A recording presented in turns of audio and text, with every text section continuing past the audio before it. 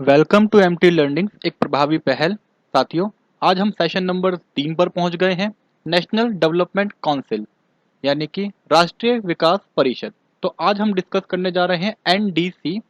NDC के बारे में डिस्कस करने से पहले आपसे रिक्वेस्ट है कि सबसे पहले वीडियो को लाइक कर दिए, शेयर कीजिए, और जो हमारे स्टूडेंट नहीं जुड़े हैं हमारे साथ उनसे रिक्वेस्ट है कि आप हमारे चैनल को सब्सक्राइब कर लीजिए और लगातार जो वीडियो आ रही हैं और एक एक वीडियो का आनंद उठाइए। इससे पहले कि हमने बहुत सारी वीडियो को अपलोड कर दिया है, आपसे रिक्वेस्ट है कि चैनल पर विजिट कीजिए और एक एक वीडियो को देखिए, लाइक कीजिए और अपने साथियों के साथ शेयर कीजिए। तो आइए हम स्टार्ट करते हैं national development council. National development council को समझने से पहले एक बार उसका हिस्टोरिकल बैकग्राउंड को समझना जरूरी है। देखिए, एनडीसी और राष्ट्रीय विकास परिषद is a apex body for a decision making and deliberation on a development matters in India. यानी कि भारत के अंदर विकास को लेकर के जो भी बातें होंगी, उस उन बातों को करने के लिए, उन डिसीजन को लेने के लिए एनडीसी जो है सबसे उच्च बॉडी है, या कहें कि सबसे उच्च संगठन है। 6 अगस्त 1952 को इसको बनाया गया था। ठीक है। और उसके बाद से लगातार ये जो है भारत के विकास में अपना का पूरा सहयोग दे रहा है। तो आइए समझते हैं कि नेशनल एनडीसी को बनाया क्यों गया था और उसके पीछे कारण क्या थे। ठीक है, देखिए, एनडीसी को बनाने के पीछे सबसे इंपॉर्टेंट कारण ये था कि उसी समय हमारे देश के अंदर जो है प्लानिंग कमीशन बनाया गया था और प्लानिंग जो है लगातार चल रही थी। 5 ईयर प्लान को इंट्रोड्यूस किया गया था। तो उसी 5 ईयर प्लान को लगातार इवेल्युएट करने के लिए एक ऐसी ऑर्गेनाइजेशन की भी जरूरत थी। तो उसी संदर्भ में जो है, उसी कंटेक्स्ट में हमने एनडीसी को बनाया है। तो आइए समझते हैं इसी को। National development council is one of the key organisation of a planning system in India. It symbolise the federal approach. तो माय डियर स्टूडेंट, ये फेडरल अप्रोच क्या होता है? फेडरल अप्रोच का मतलब संघीय दृष्टिकोण। तो संघीय दृष्टिकोण का मतलब हो गया सेंटर स्टेट रिलेशन।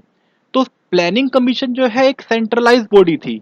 तो सेंट्रलाइज बॉडी, तो सेंट्रल गवर्नमेंट की पावर वहां स्ट्रांग थी। लेकिन सेंटर और स्टेट के बीच में कोऑर्डिनेशन को डेवलप करने के लिए हमको एक सेपरेट बॉडी भी चाहिए थी। तो उसी कंटेक्स्ट में जो है एनडीसी काम कर रहा था। NDC has experienced numerous ups and downs and its fortune. Its status has been determined by the prevailing political climate. तो प्यारे साथियों, प्रिवेलिंग पॉलिटिकल क्लाइमेट का क्या मतलब हुआ? वही मतलब हुआ ना कि जिस प्रकार से राजनीति देश में होगी उसी प्रकार से जो है इसकी वैल्यू भी अप एंड डाउन होगी। अगर सेंटर और स्टेट में एक ही गवर्नमेंट होगी तो इसकी कोई जरूरत ज़्यादा होगी नहीं, और यदि स्टेट के अंदर या सेंटर के अंदर अगेंस्ट पार्टी की गवर्नमेंट होगी तो इसकी जरूरत होगी, क्योंकि कोऑर्डिनेशन बनाने के लिए जरूरी है ये। तो ये पॉलिटिक्स के अकॉर्डिंग जो है इसका मोबिलाइजेशन अप एंड डाउन हो सकता था। फर्स्ट 5 ईयर प्लान जब लागू किया गया इंडिया के अंदर, the state enjoy the autonomy in the performance of their function. There were a need for a body like the NDC Council that may facilitate the periodical evaluation of planning. तो एक ऐसी body हमको चाहिए थी जो लगातार first 5 year plan या जितने भी आगे प्लान आने वाले थे उन सबको क्या करे, इवेल्युएशन करे, और इवेल्युएट करने के बाद चीफ मिनिस्टर और प्राइम मिनिस्टर के बीच में एक कोऑर्डिनेशन स्टैब्लिश करे और उनके सामने अपनी रिपोर्ट दे।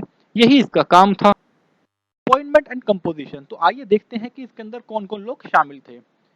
एनडीसी के अंदर प्रधानमंत्री सर्वोच्च हैं, जैसे कि प्लानिंग कमीशन में है। प्लानिंग कमीशन को, नीति आयोग को हम अगली वीडियो में डिस्कस करेंगे। तो प्राइम मिनिस्टर के अलावा जो है उनके कैबिनेट मिनिस्टर भी हैं, सभी राज्यों के मुख्यमंत्री भी हैं, और जो यूनियन टेरिटरी है, केंद्र शासित हैं, वहाँ के मुख्यमंत्री भी हो गए, और जो वहाँ के कमिश्नर होते हैं, जो ऑफिसर ब्यूरोक्रेट अपॉइंट किए जाते हैं, वो भी इसका पार्ट हो गए। और समय समय पर, चूंकि ये एक जो है इकोनॉमिक बॉडी है, और समय समय पर जो है रिजर्व बैंक के गवर्नर को भी इनवाइट किया जाता था ताकि वो आए और अपना सजेशन दें, क्योंकि रिजर्व बैंक ही तो इकोनॉमी को चला रहे हैं ना, बट उनका एक इम्पोर्टेंट जो है कंट्रीब्यूशन है। तो उनको बुलाया गया। देखते ही देखते इसकी जो कंपोजिशन है वो 50 के अबव हो गई, यानी कि 50 के अबव मेंबर जो है वो इसका हिस्सा बन गए। धीरे धीरे आते आते ये माना गया कि भाई अगर इतने सारे लोग एक साथ बैठेंगे तो काम तो हो नहीं पाएगा। इसीलिए एक इसमें स्टैंडिंग कमेटी को ऐड किया गया। कब किया गया? 1954 में। तो 1954 में क्या किया गया? एक स्टैंडिंग कमेटी को ऐड किया गया जिसके अंदर 9 चीफ मिनिस्टर थे अकॉर्डिंग टू जोन, और ठीक है, बाकी कुछ जो है यूनियन मिनिस्टर थे, केंद्र सरकार के अपने मंत्री भी शामिल हो गए, वो तो होने ही थे। ठीक है।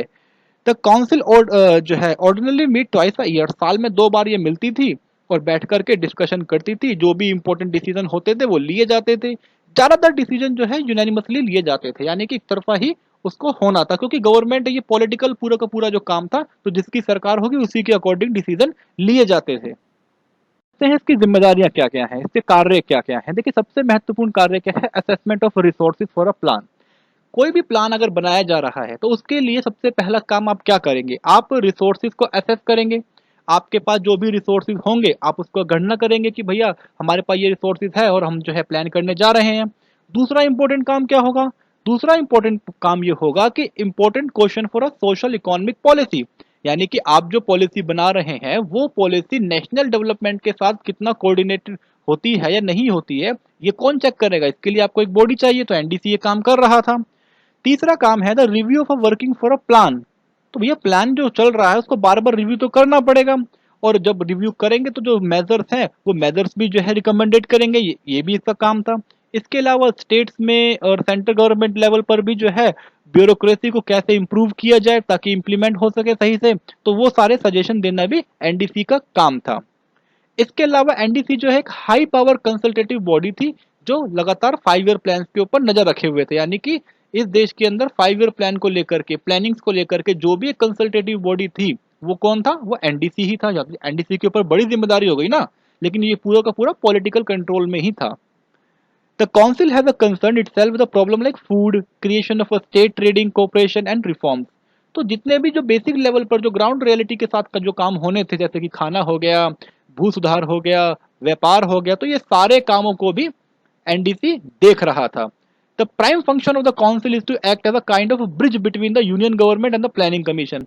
तो केंद्र सरकार और प्लानिंग कमीशन, स्टेट गवर्नमेंट के बीच में जो भी कार्य हो रहे थे, इन सबको कौन देख रहा था, इन सबको देखने का काम भी जो है प्लानिंग ये एनडीसी कर रहा था। इन सबके कार्यों का मतलब होगा कि इन सबके बीच में जो भी समन्वय बिठाना है वही काम एनडीसी कर रहा था। देखते हैं आने वाले वक्त में इसका क्या रोल होगा। देखिए आने वाले वक्त में सबसे इंपॉर्टेंट है कि एनडीसी को लगातार जो है और सशक्त बनाने की बात की जा रही है, ठीक है। इसको लेकर के ये कहा गया कि जो नेशनल एजेंडा इसका होना चाहिए, यानी कि एनडीसी के अंदर जितने भी बातें हो रही हैं उसको लेकर के एक ओवरऑल नेशनल लेवल पर देश के स्तर पर एक बड़ा एक डिसीजन लिया जाना चाहिए। सरकारिया कमीशन हैड रिकमेंडेड, ये सरकारिया कमीशन कौन था, देखिए सरकारिया कमीशन जो है सेंट्रल स्टेट रिलेशन को स्टडी करने के लिए बनाया गया था। इसने काफी सारी रिकमेंडेशन दी थी, और इसके बाद एक और कमीशन बनाया गया था 2009 में, शायद 9 और 8 में बनाया गया था पंची कमीशन। वो भी सेंट्रल स्टेट रिलेशन को ही स्टडी करने के लिए बनाया गया था। इससे पहले भी कमीशन थे, ये भी बनाया गया था। माफ कीजिएगा। NDC should be made for a more effective, NDC को ज्यादा इफेक्टिव बनाने की जरूरत है। It emerge as a supreme institution, ये एक सुप्रीम इंस्टीट्यूशन है, डेवलपमेंट के लिए काम कर रहा है। इसका नाम चेंज करना चाहिए, नेशनल इकोनॉमिक डेवलपमेंट काउंसिल इसका नाम कर देना चाहिए आर्टिकल 263 के अंदर। सरकारी कमीशन ने यह भी कहा कि जो है स्टैंडिंग कमेटी ऑफ एनडीसी को और अच्छे काम करने चाहिए, जिसके अंदर prime minister, finance minister, planning commission के चेयरमैन, रिजर्व बैंक के चेयरमैन, ठीक है, इसके अलावा 6 जो है चीफ मिनिस्टर्स को ऐड कीजिए। ये सारी चीजों को ऐड करके आप एक अच्छी पावरफुल स्ट्रॉन्ग बॉडी बनाइए जो कि एक इंपॉर्टेंट डिसीजन ले सके। इसके अलावा जो है अंटिल द डिजायरेबिलिटी और otherwise of such drastic structural redesigning is a trash out, the need would persist of increasing the effectiveness of the role of NDC as well as the planning commission. सबसे important काम यह था कि आप इसके structure को कितना भी चेंज कर लीजिए, वो तब तक काम नहीं करेगा जब तक कि एनडीसी कोई बड़े डिसीजन नहीं लेता है, उसको आप इंपॉर्टेंट डिसीजन लेने के लिए अलाउ नहीं करते हो। आप प्लानिंग कमीशन को इंपॉर्टेंट डिसीजन लेने के लिए अलाउ नहीं करते हो। प्लानिंग कमीशन अब नहीं है, अब नीति आयोग है। तो जब तक वो इंपॉर्टेंट डिसीजन नहीं लेंगे तब तक वो उनकी जो रोल है वो इफेक्टिवनेस नहीं हो सकता है। तो साथियों इसी के साथ ही जो है हमारा रोल ऑफ एनडीसी के साथ ही एनडीसी कंप्लीट होता है। आपसे बार बार रिक्वेस्ट है कि वीडियो को लाइक कीजिए, शेयर कीजिए, सेशन को पूरा देखिए। Thank you so much.